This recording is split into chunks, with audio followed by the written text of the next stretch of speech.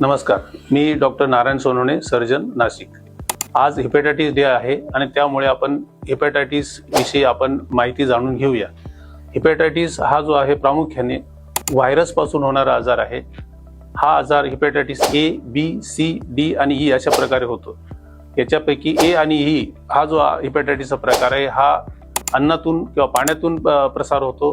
बी, C आणि दुसरे जे इतर प्रकार आहेत हा आपल्या इंजेक्शन किंवा पेशंटच्या इतर कंटॅमिनेशन मधून तयार होतो।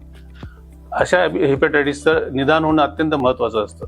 हेपॅटायटिस निदान हे सिरमचे ब्लड टेस्ट करून करतात आणि ते टेस्ट झाल्यानंतर हेपॅटायटिसची तीव्रता किती आहे त्याप्रमाणे त्याला ट्रीटमेंट दिली जाते। व्हायरल हेपॅटायटिसच्या ट्रीटमेंटसाठी पेशंटने आराम करणे आणि सप्लिमेंटरी ट्रीटमेंट घेणे हे सगळ्यात महत्त्वाचं असतं।